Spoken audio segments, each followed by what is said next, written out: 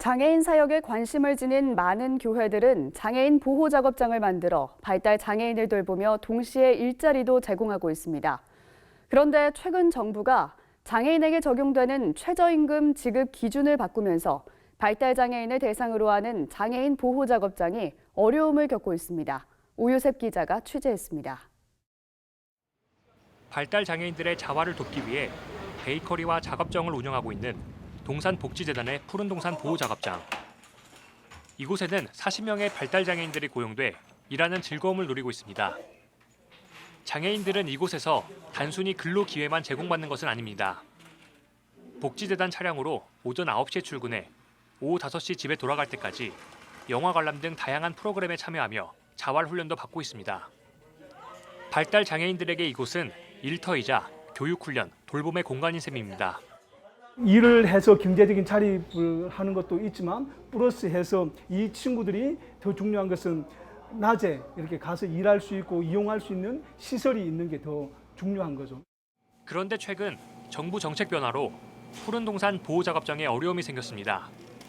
장애인 작업장의 경우 기존에는 일반 기준 근로자 대비 90%의 생산력을 지닐 경우 최저임금을 적용했는데 지난해부터 그 기준이 70%로 낮아졌습니다. 일한 만큼 급여를 지급하는 것은 당연한 일입니다. 문제는 발달 장애인 작업장의 경우 단순 임가공 위주로 일을 하고 근로시간 내내 꾸준한 생산성을 나타내기 어렵다는 점입니다.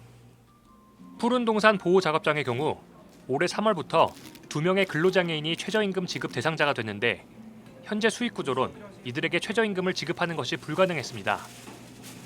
그렇다고 장애인을 돌보는 일을 포기할 수도 없기에 보호자와 협의해 근로시간을 줄이는 방법을 택할 수밖에 없었습니다. 우리처럼 비영리 기관은 이렇게 소득이 발생을 해야지 그들에게 최저임금을 줄 수 있는 상황인데 그런 소득을 발생하기에는 사실은 굉장히 어려운 환경들이 많이 있습니다. 그래서 그들에게 최저임금을 줄 수 있는 여건이 되질 않아요.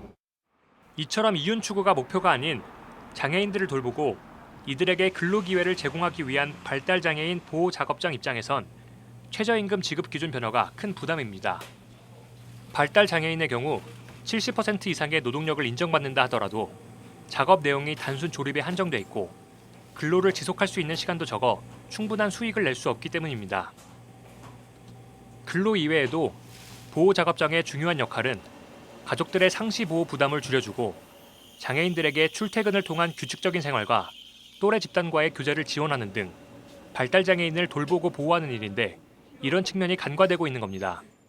집에 오면 자기가 할 수 있는 거는 친구가 있어요, 부모가 있어요, 없잖아요. 엄마 입장에서 돈을 많이 벌기를 원하는 것이 아니라 걔가 뭐 벌어요, 얼마나 벌어요? 정말 나는 엄마의 마음들은 그럴 거예요. 저 마음처럼 우리 아이들만 행복하면 된다. 이런 상황 속에서 장애인들에게 근로기회를 제공하는 보호작업장들이 단순 직업훈련 시설로 전환한다거나 신규 고용을 축소할 것이란 부작용도 우려되고 있습니다. 전문가들은 장애인 최저임금 지급 확대는 장애인 권익 증대를 위해 필요하지만 장애 특성을 고려한 접근이 필요하다고 말합니다. 또 이에 대한 비용 부담을 일방적으로 작업장에 전가해서는 안 된다고 말합니다. 실질적인 경제적인 도움이 될 수 있는 세제 혜택이나 또는 지원금의 확대 이런 것들이 후속 조치로 지원이 장애인을 위한 제도 개선이 오히려 이들의 자활을 돕고자 하는 보호작업장에게 큰 부담이 되고 있어 장애 특성을 고려한 지혜로운 대안이 필요해 보입니다. CBS 뉴스 오요셉입니다.